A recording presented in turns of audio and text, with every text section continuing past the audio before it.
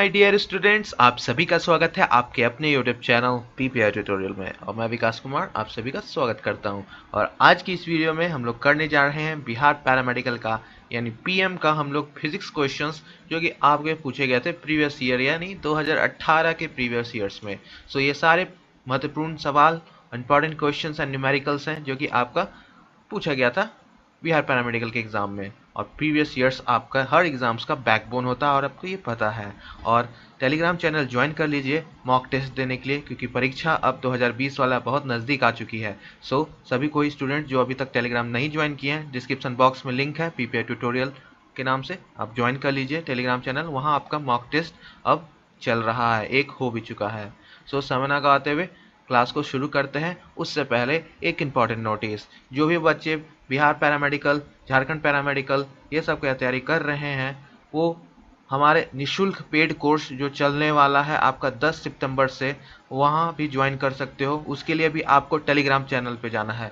Paid course का मैंने सोचा पहले फ़ी रखूँ, फिर मैं सोचा नहीं, इस ईयर मैं 1 रुपया भी नहीं किसी से लूँगा, एक कुछ भी नहीं। सो ये इस बार पूरी सेवा निःशुल्क है, मुफ्त है, और आपको वही क्वालिटी वही स्टैंडर्ड्स में कोई कॉम्प्रोमाइज़ नहीं होगा। जो क्वालिटी से आपको पेड कोर्स में पढ़ाई जाती है वही क्वालिटी आपको यहाँ भी मिलेगी। और ज्वाइन कर लीजिए टेलीग्राम चैनल। तो चलिए, ये तो सूचना हो गई, अब मन की बात हो चुकी, अब काम की बात करते हैं, यानी अपना क्लास को कंटिन्यू करते हैं। सो चलिए आ जाते हैं आपके पहले क्वेश्चंस पे। सो बिहार पैरामेडिकल में ईयर 2018 का पहला प्रश्न आपके कंप्यूटर स्क्रीन पर और मोबाइल स्क्रीन पर ये रहा। सो आइए क्वेश्चंस की ओर चलते हैं। अब पहला प्रश्न, पहला प्रश्न आपसे यहाँ पूछ रहा है कि आपको बताना है कि आपका what is the unit of Tesla. Tesla का यूनिट क्या होता है, यानी आपका टेस्ला किसका मात्रक है। तो ऑप्शंस है चुंबकीय फ्लक्स, बी ऑप्शन है चुंबकीय क्षेत्र तीव्रता, सी है आपका चुंबकीय इंडक्शन, और डी है आपका मैग्नेटिक मोमेंट, चुंबकीय आघूर्ण। तो आपको बताना है इसमें से आपका कौन सा सही उत्तर होगा। A magnetic flux, B magnetic field, C magnetic induction, या डी मैग्नेटिक मोमेंट। यानी टेस्ला किसका यूनिट है, आपको बताना है ऐसा यूनिट किसका है टेस्ला। सो टेस्ला आपका ऐसा यूनिट है मैग्नेटिक इंडक्शन का। किसका? Option number C, magnetic induction का। तो ऑप्शन नंबर सी आपका करेक्ट उत्तर हो गया। अब ये टेस्ला होता क्या है, ठीक है, इसको जान लेते हैं डिटेल में।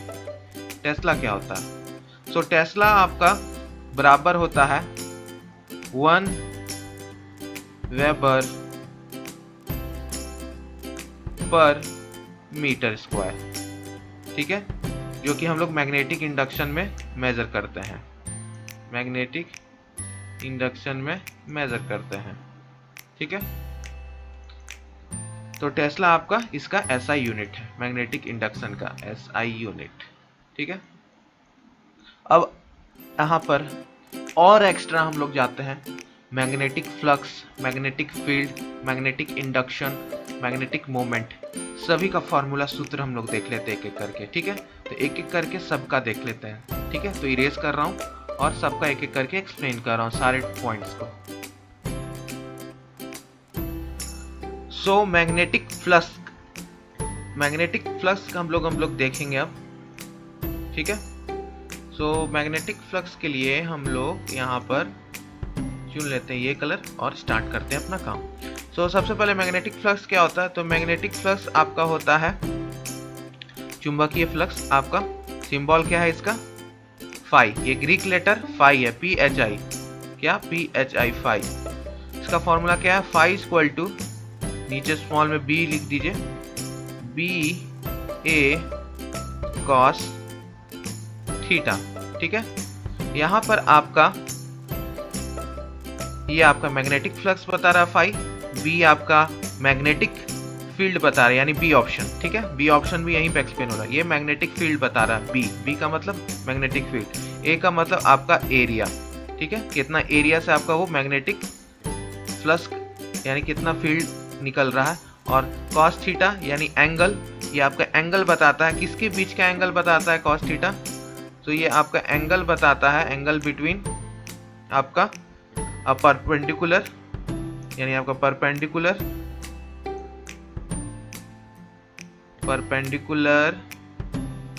वेक्टर, ठीक है, vector to the area and the magnetic field, to the area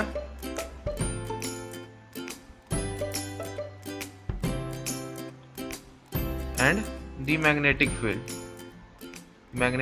field, ठीक है। तो ये आपका मैग्नेटिक फील्ड और मैग्नेटिक फ्लक्स का पूरा फॉर्मूला हो गया। मैग्नेटिक इंडक्शन अब क्या होता है ये देख लेते हैं। सो मैग्नेटिक इंडक्शन क्या होता है अब हम लोग ये देख लेंगे, क्योंकि दो चीज हम लोग का क्लियर हो चुका है, मैग्नेटिक फ्लक्स और मैग्नेटिक फील्ड, ठीक है। सो ऐसा ही मात्रक के ऊपर क्वेश्चन आता है, लेकिन हम लोग को सूत्र भी पता होना चाहिए कि जिस फॉर्मूला पे आगे हो सकता है पूछ दे तो सूत्र भी हमें पता होना चाहिए, ठीक है। तो सूत्र भी हमेशा याद करके रखिए क्योंकि काम दे सकता है आपको, ठीक है। तो मैग्नेटिक इंडक्शन निकालने का अब क्या फॉर्मूला है ये जान लेते हैं, ठीक है। मैग्नेटिक फ्लक्स का तो हमें पता चल गया। आइए इरेज कर रहा हूं सारा। सो मैग्नेटिक इंडक्शन जो टेस्ला का नापने का जो था, इसका वही चीज हम लोग देख रहे हैं। सो आपका क्या होता है कि जो मैग्नेटिक इंडक्शन है वो आपका क्या होता है, ये जो फॉर्मूला भी हम देखें, B बराबर 5/A होता है, यही आपका इंडक्शन इंटेंसिटी बताता है, ठीक है। तो इसी को 1 टेस्ला बोलते हैं हम लोग। 1 टेस्ला कब बोलेंगे, 1 टेस्ला 1T यानी टेस्ला का सिंबल T, जब आपका 1 वेबर प्रति मीटर स्क्वायर हो जाएगा तब, ठीक है। तो ये हम लोग इसको बोलेंगे। तो इतना मैग्नेटिक फ्लक्स यानी आपका ये मैग्नेटिक फ्लक्स पार होगा इतना एरिया पे, तो वो आपका B के बराबर होगा, ठीक है, जो कि आपका 1 टेस्ला कहलाएगा। तो ये हो गया आपका इंडक्शन, मैग्नेटिक इंडक्शन और उसका यूनिट, ठीक है। क्लियर है सभी को। आइए अब डी मैग्नेटिक मोमेंट क्या है ये देख लेते हैं, ठीक है। सो मैग्नेटिक मोमेंट अभी हम लोग देखेंगे क्या होता है आपका मैग्नेटिक मोमेंट। सो आ जाइए अब नेक्स्ट क्वेश्चन यानी मैग्नेटिक मोमेंट वाला देख रहे थे। जो मैग्नेटिक मोमेंट क्या होता है आपका, सिंपल एम और एम को NIA, ठीक है। एन यहाँ पर एक सूत्र है जो आपको नंबर ऑफ टर्न्स बताता है, इस पे 2020 पे भी प्रश्न आया था, नंबर ऑफ टर्न्स जो आपका लेता है रिवॉल्विंग। सो ये हो गया, आई आपका करंट हो गया और ए एरिया, कितना एरिया से जा रहा है, तो ये आपका एक सूत्र हो गया और ये बहुत इंपॉर्टेंट है, इस पे प्रश्न भी आया है, ठीक है। M=NIA मैग्नेटिक मोमेंट, ये मैं उसका निकाल रहा हूँ आपका सर्कुलर टर्न्स का। इसका मैग्नेटिक मोमेंट और भी सूत्र बहुत है, लेकिन ये आपका इंपॉर्टेंट सूत्र फॉर्मूला है M=NIA, जिसके ऊपर प्रीवियस ईयर्स में प्रश्न बहुत बार आ चुके हैं, तो इसको स्टार कर लीजिएगा, ठीक है। ये था आपका पूरा detail explanation of question number 1। Question देखिए कितना इजी था, बस ऐसा ही यूनिट पूछा था, आपको मैंने इतना सारा डिटेल्स दे दिया, क्यों, क्योंकि आगे पूछा जा सकता है, इसलिए अच्छे से इसको देखिएगा, ठीक है। नेक्स्ट क्वेश्चन पे चलते हैं, चलिए। और सारी वीडियोस आप जानते हो इसी तरह से पूरा डिटेल में रहता है। हाँ चलिए आइए नेक्स्ट क्वेश्चन पे चलते हैं जी। आइए माय डियर स्टूडेंट्स, अब क्वेश्चन नंबर 2 देख लेते हैं। क्वेश्चन नंबर 2 आपसे क्या पूछ रहा है। सो क्वेश्चन यहाँ आपसे पूछा जा रहा है कि for which light will be the focal length of a convex lens का हाईएस्ट, किस लाइट के लिए आपका कॉन्वेक्स लेंस का फोकल लेंथ सबसे ज्यादा होगा, यानी हिंदी में किस प्रकार के लिए उत्तल लेंस, क्या पूछ रहा है, उत्तल लेंस की फोकस दूरी उच्चतम होगी, मैक्सिमम होगी। तो नीला, पीला, हरा, लाल, ब्लू, येलो, ग्रीन, रेड, किसके लिए, सो आपको बताना है। सो सबसे पहले हम लोग को फोकल लेंथ का बात हो रहा है, तो यहाँ सबसे पहले हम लोग एक रिफ्रैक्टिव इंडेक्स का एक फॉर्मूला होता है mu, which is inversely proportional होता है आपका लैम्डा का, ये हमको पता है, ठीक है, ये हमें पता है। लैम्डा यानी वेवलेंथ, किस चीज़ का वेवलेंथ आपका, ये वेवलेंथ किस चीज़ का है, तरंग दैर्घ्य किस चीज़ का है, ये तरंग दैर्घ्य लाइट का, प्रकाश का, ठीक है, के बराबर आपका इन्वर्सली प्रोपोर्शनल होता है, ठीक है। इसका मतलब, कहने का मतलब क्या है कि आपका रिफ्रैक्टिव इंडेक्स बढ़ेगा तो आपका तरंग दैर्घ्य कम हो जाएगा। अगर तरंग दैर्घ्य को बढ़ाएंगे तो रिफ्लेक्टिव इंडेक्स बढ़ जाएगा। यही बता रही है फॉर्मूला। ठीक है, अब हम लोग एक और फॉर्मूला जानते हैं, lens maker formula. Lens maker formula, ठीक है, ये भी बहुत महत्वपूर्ण सूत्र है। लेंस मेकर फॉर्मूला यानी आपका 1/f equal to mu minus 1, ठीक है, फिर R1 माइनस R2, ये आपका लेंस मेकर फॉर्मूला है।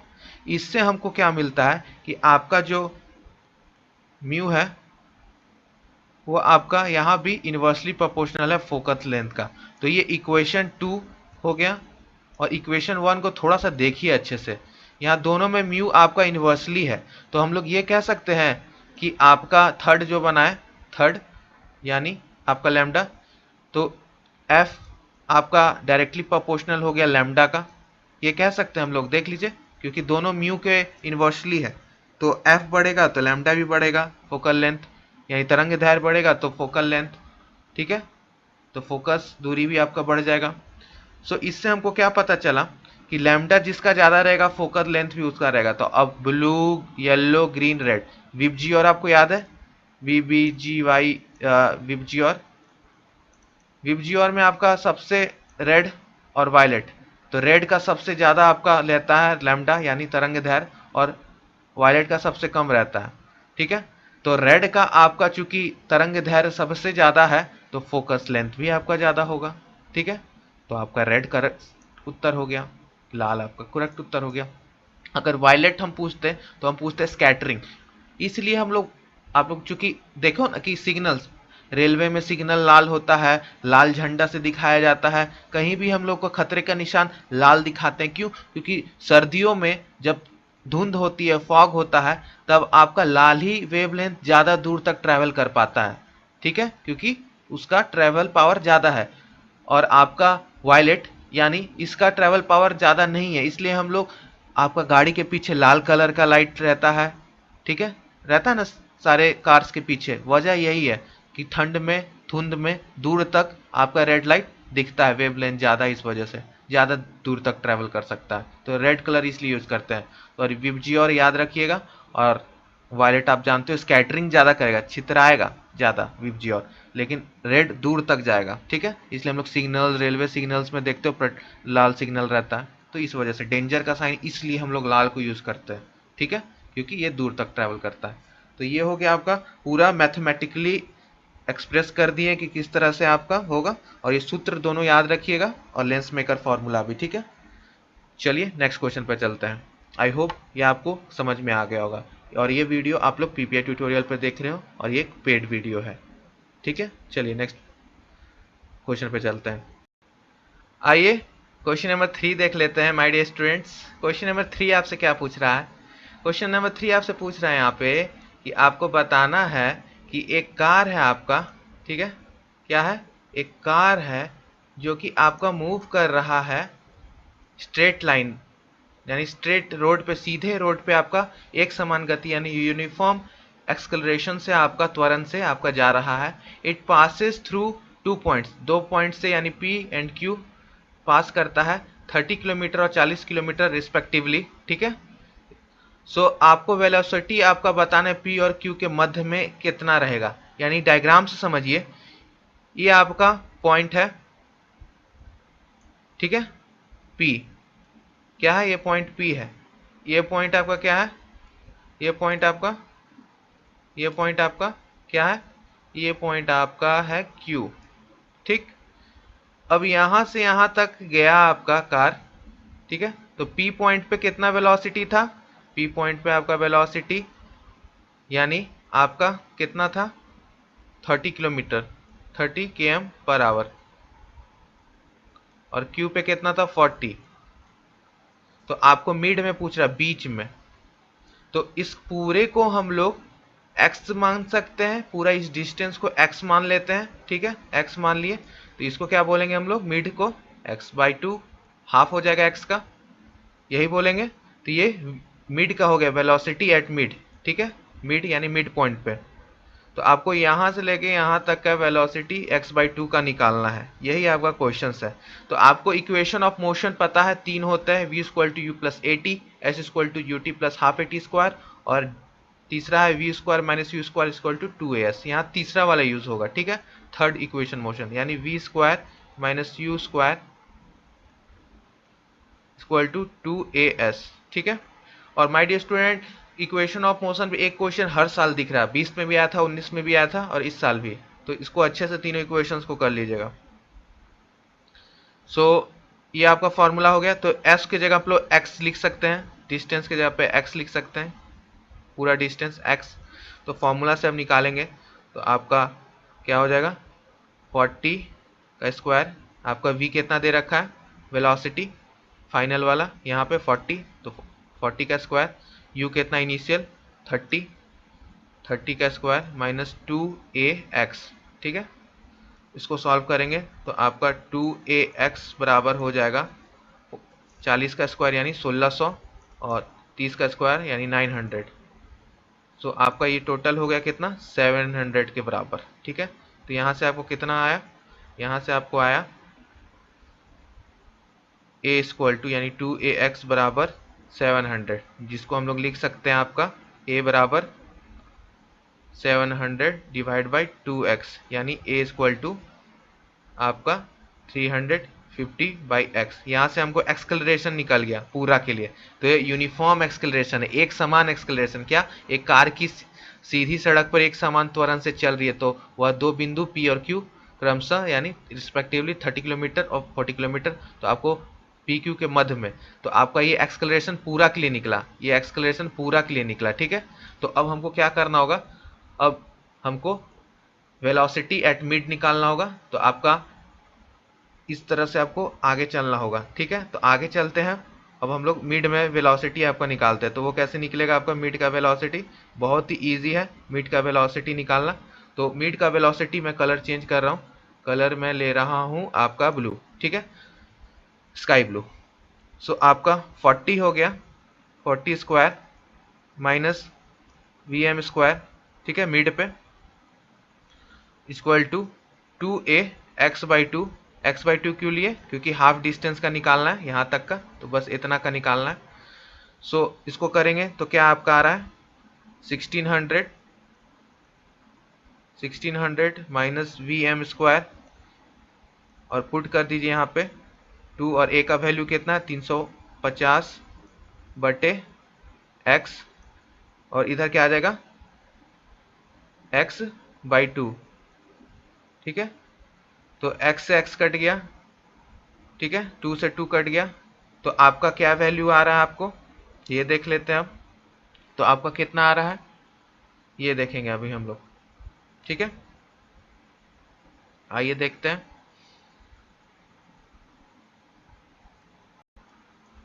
मैंने इरेज कर दिया। जो लास्ट आपका कहाँ तक आया था कि VM जो स्क्वायर है वो आपका बराबर 1250 था, जिसको हम लोग लिख सकते हैं √1250, जिसको हम लोग लिख सकते हैं 25 × 25 × 2 करके देखिए, यही आएगा आपका। इसको एक बार करके देख लीजिए, वही चीज़ आपका आ रहा है। 25 × 25 × 2 में तोड़िएगा तो आपका उतना ही आ रहा है, 25 × 25 × 2, ठीक है। तो 25 निकल गया बाहर, √, ठीक है, किलोमीटर प्रति आवर, ठीक है। सारा चीज़ हम लोग किलोमीटर प्रति आवर में निकाले तो आपका ये हो गया उत्तर, ठीक है। बहुत ही ईजी क्वेश्चन था जो कि आपका इक्वेशन ऑफ मोशन के ऊपर पूछा था, ठीक है। नेक्स्ट क्वेश्चन पे चलते हैं। आइए माय डियर स्टूडेंट्स, अब चौथा नंबर प्रश्न देख लेते हैं। चौथा नंबर प्रश्न आपसे पूछ रहा है कि एक आपका 4 माइक्रोफेरेड का आपका कैपेसिटर है जो कि चार्ज है 400 वोल्ट, ठीक, और उसको देन इसको कनेक्ट किया जाए, then its plates are connected to its resistance, ठीक है। प्लेट्स को कनेक्ट कर देते हैं हम लोग रेजिस्टेंस यानी 1 किलो ओम से, ठीक है, 1 किलो ओम से हम लोग कनेक्ट कर देते हैं। तब आपको बताना है कि हीट जो निकलेगा रेजिस्टेंस में वो कितना होगा, यानी एक आपको माइक्रोफेरेड की संधारित्रता को आपको 400 वोल्ट पर आवेशित किया जाता है, तो उसके पश्चात इसके प्लेटों में 1 किलो ओम वाले प्रतिरोध से जोड़ दिया जाता है प्रतिरोध में कितनी ऊष्मा बनेगी, ठीक है। यानी आपका संधारिता यानी आपका कैपेसिटर 4 माइक्रोफैरेड का दे रखा है, वोल्ट्स 400 वोल्ट है, और रेजिस्टेंस यानी आपको इस प्रकार से ये आपका 4 माइक्रोफैरेड का एक रेजिस्टेंस हो गया, ठीक है, जो कि ज्वाइंट है आपका 1 किलो ओम से, ठीक है। कितना है ये 400। अब हम लोग को इसको निकालना है, तो जो म्यू कैपेसिटर का आएगा, यू कैपेसिटर का हाफ सी वी स्क्वायर, ये फॉर्मूला हमें पता है, ठीक है।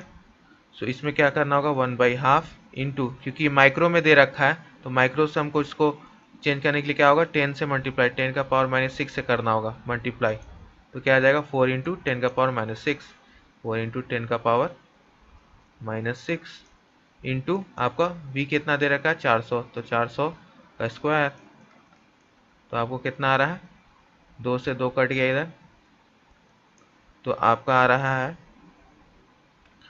2 इंटू 10 का पावर 6 और इधर 1600, जो कि आपका आ जा रहा है बराबर 16 का 16, 16 दूनी 32, 32 इंटू 10 का पावर -2 जूल्स, जो कि आपका बराबर 0.32 जूल्स, ठीक है। तो ये आपका डी करेक्ट ऑप्शन हो गया, ठीक है। तो ये half C V square energy store जो होगा, एनर्जी स्टोर वो आपका हाफ सी वी स्क्वायर होगा। होता क्या है कि आपका ये जो एनर्जी स्टोर होता है कैपेसिटर में कैसे निकलेगी, तो आपका ये जो रजिस्टर है ना इसके हीट के फॉर्म में निकल जाएगी, ठीक है। इसको चार्ज करने के बाद जब कनेक्ट कीजिएगा एक रजिस्टर, तो इसको हीट प्रोड्यूस करने में ये निकल जाएगा, तो यहाँ पे निकलता है। स्टोर कहाँ होता है कैपेसिटर में, और निकल जाता है यहाँ पे रजिस्टर में, ठीक है। सो आपका प्रतिरोध से निकल जाता है। तो ये था क्वेश्चन नंबर 4 न्यूमेरिकल, बहुत अच्छा न्यूमेरिकल, ऐसा आपका 2021 में भी आ सकता है, ठीक है। और 2022 का बात तो अभी छोड़िए, नेक्स्ट ईयर में भी आ सकता है। सो आइए क्वेश्चन नंबर 5 अब करते हैं। क्वेश्चन नंबर 5 आपसे क्या पूछता है, which does not occur in both sound and light waves, कौन ध्वनि और प्रकाश दोनों तरंगों में नहीं होता। पहला आपका व्यतिकरण, बी विवर्तन, सी कोहेरेंस, डी ध्रुवन, यानी इंटरफेरेंस, डिफ्रैक्शन, कोहेरेंस और पोलराइजेशन। सो आपका साउंड वेव किस टाइप का वेव होता है, पहले ये बता दीजिए। साउंड वेव्स किस टाइप का वेव होता है, और लाइट वेव्स किस टाइप का वेव होता है, किस प्रकार का आपका तरंग होता है, पहले ये बता दीजिए। तो साउंड वेव आपका क्या होता है लॉन्गिट्यूडनल, क्या होता है लॉन्गिट्यूडनल वेव होता है, लॉन्गिट्यूडनल।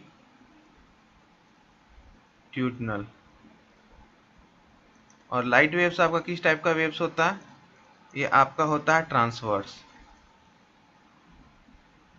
ट्रांसवर्स। चूंकि आपका साउंड एक लॉन्गिट्यूडनल वेव है, तो इसको हम लोग पोलराइज नहीं कर सकते, ठीक है, इसका ध्रुवन नहीं हो सकता। लेकिन लाइट वेव्स का आपका पोलराइजेशन हो सकता है, बिकॉज पोलराइजेशन ऑफ लाइट होता है, क्योंकि एक ट्रांसवर्स वेव है, तो आपका ये पोलराइजेशन ध्रुवन हो सकता है। तो इसका डी ध्रुवन सही उत्तर होगा। ध्वनि और प्रकाश दोनों में आपका which does not occur in both, तो ध्रुवन। बाकी तीनों आपका इंटरफेरेंस, डिफरेंस और कोहेरेंस दोनों में हो सकता है, लेकिन पोलराइजेशन सिर्फ लाइट वेव में होगा, साउंड वेव में नहीं। तो इसमें पूछ रहा है कि which does not occur in both, दोनों में नहीं होता है, तो आपका ध्रुवन, ठीक है। तो 5वां क्वेश्चन नंबर का ये रहा आपका एक्सप्लेनेशन। चलिए नेक्स्ट क्वेश्चन पे चलते हैं। आ जाइए क्वेश्चन नंबर 6 देखते हैं। क्वेश्चन नंबर 6 आपसे क्या पूछा है माय डियर स्टूडेंट्स। यहाँ पे क्वेश्चन नंबर 6 में आपको दे रखा है कि the temperature of a black body is 500 kelvin, यानी आपका टेम्परेचर दे रखा है 500 केल्विन, ठीक है। तो आपको यहाँ पर the rate of energy emission will be proportional, आपको बताना है कि जो रेट ऑफ एनर्जी जो इमिशन होगा निकलेगी उसका प्रोपोर्शनल क्या होगा।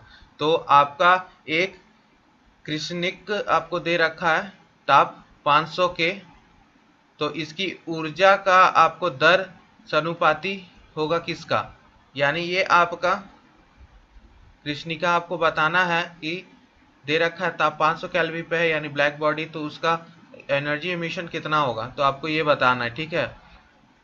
ठीक, सो आपको ये कैसे होगा, ये आपका आधारित है स्टीफेंस लॉ पे, ठीक है। स्टीफेंस लॉ हम लोग पढ़ रखे हैं, स्टीफन्स लॉ के ऊपर, ठीक है। तो स्टीफन्स लॉ में क्या था कि every body with a temperature different than T equal to 0 Kelvin emits radiation as a function of its temperature according to Stephen's law। तो Stephen's law में आपको कैसे निकलेगा, तो जो रेडिएशन इमिट होगा R वो बराबर होगा इमिसिविटी के और आपका स्टीफेंस कांस्टेंट बाई टी का पावर 4। तो R क्या है आपका रेडिएशन इमिटेड, ठीक है। E क्या है आपका इमिसिविटी और ये क्या है आपका कांस्टेंट स्टीफन कांस्टेंट और ये क्या है आपका टेम्परेचर एब्सोल्यूट टेम्परेचर। सो आपका यहाँ पर सब कुछ 1 रहता है ब्लैक बॉडी के लिए, ये 1 रहता है, ठीक है, कांस्टेंट है। सो आपका यहाँ पे क्या आ जाएगा, ये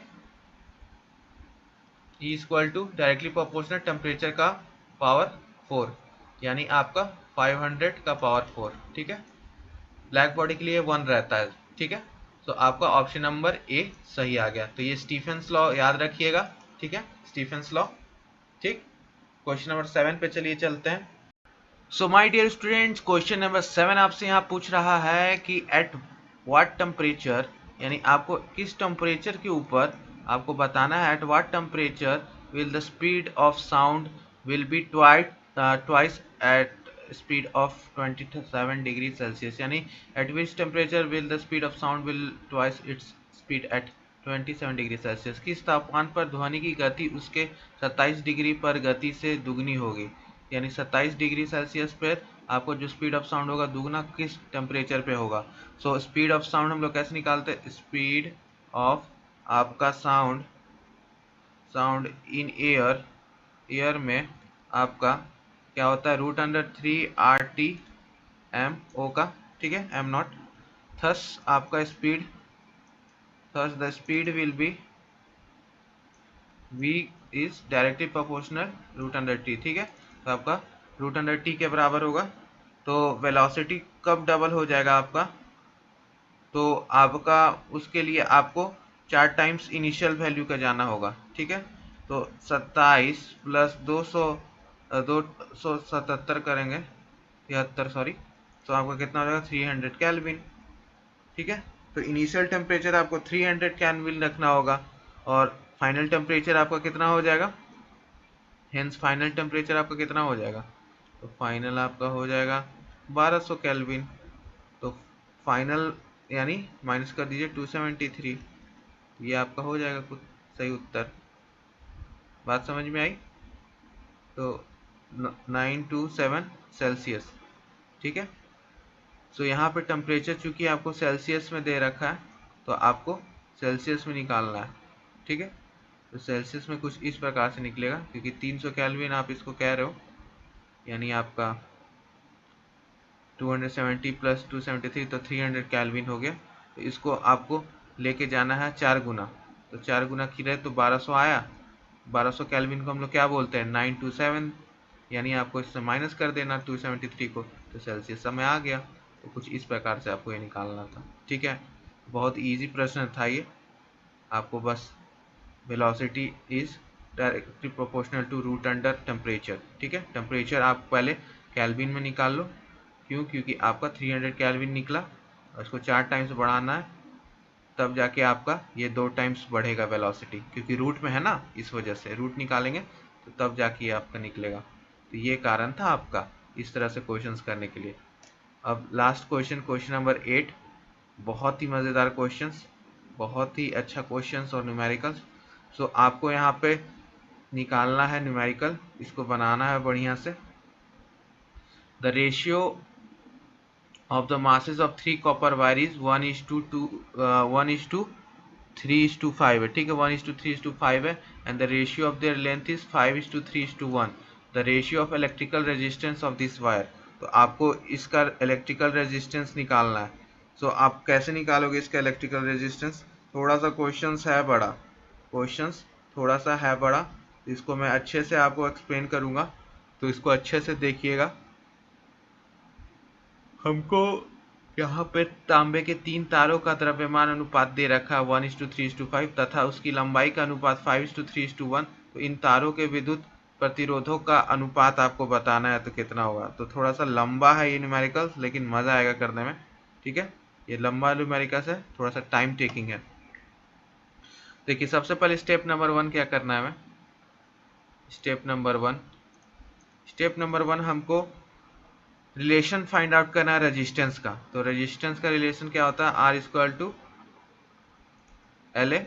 ठीक है, जिसको हम लोग क्या बोल सकते हैं, R equal to L square by V, क्योंकि आपका एरिया क्या होता है, वॉल्यूम अपॉन में लेंथ। ठीक है, तो आपका इसको और सिंप्लीफाई करेंगे तो आपका क्या आ जाएगा, डी एल स्क्वायर अपॉन में एम। कैसे, तो आपका v क्या होता है, एम डी के बराबर होता है। ठीक है, तो आपका ये आया। तो इस इक्वेशन से हमको क्या मिला, ये वाले इक्वेशन से, कि इस फार्मूले में सूत्र में आपका डेंसिटी क्या हुआ एंड रेजिस्टिविटी, जो आपका ये रेजिस्टिविटी था, ये क्या हुआ, all three wires are same because आपका सेम मटेरियल का है। तो आपका ये जो R होगा वो आपका इन्वर्सली होगा लेंथ का, मास का सॉरी, और डायरेक्टली होगा लेंथ का। इक्वेशन 1। ठीक है, अब स्टेप 2 क्या है, स्टेप 2 है आपका निकालना। ठीक है, रेजिस्टेंस का रेशियो ऑफ रेजिस्टेंस का आपको रेशियो निकालना है। तो गिवन क्या है हमको, m1 m2 m3 equal to 1:3:5। ठीक है, तो आपका यहाँ पे लेंथ का क्या दे रखा है, लेंथ का भी लिख लीजिए 5:3:1। ठीक है, तो इक्वेशन 1 जो आपका यहाँ दे रखा है इसमें बस इक्वेट कर दीजिए। तो आपका क्या हो जाएगा, यहाँ पे कलर चेंज कर दे रहा हूँ, कलर कर दे रहा हूँ ग्रीन। ठीक है, तो ग्रीन कलर से लिख रहा हूँ, तो R1:R2, क्योंकि रेजिस्टेंस का पूछ रहा है R3, तो क्या हो जाएगा आपका बताइए। तो ये हो जाएगा आपका L1 का स्क्वायर रेशियो L2 का स्क्वायर रेशियो L3 का स्क्वायर। ठीक है, M1 M2 M3। ठीक है, M3, तो वो आपका क्या बराबर हो जाएगा, तब पुट कर दीजिए वैल्यू। लेंथ का कितना, 5 का स्क्वायर, आपका 3 का स्क्वायर, 1 का स्क्वायर, नीचे क्या है आपका 1:3:5। तो कैलकुलेशन करने पे क्या आ गया आपका 125 रेशियो 15 और रेशियो 1। ठीक है, तो आपका D is your correct option. यहाँ रेशियो तोड़िएगा तो डिवाइड में ही चल जाएगा। ठीक है, इस वजह से आपका इस प्रकार से हो गया। इजी था ना। सो आपका ये था पूरा। कैसा लगा आपको क्लास, कमेंट करके ज़रूर बताइएगा। अच्छा लगा तो ज़रूर सब्सक्राइब कर लीजिएगा for Bihar, UP, Jharkhand paramedical polytechnic ITI की तैयारी करने के लिए पीपीए ट्यूटोरियल को सब्सक्राइब कर लीजिए। और लिंक में आपको डिस्क्रिप्शन बॉक्स में टेलीग्राम चैनल होगा, ज्वाइन कर लीजिए। 10 तारीख से यानी 10 सितंबर 2021 से आपका पेड कोर्स जो कि निःशुल्क रूप से चलने वाला है वो स्टार्ट होने वाला है। ठीक है, तो चलिए bye bye and keep studying.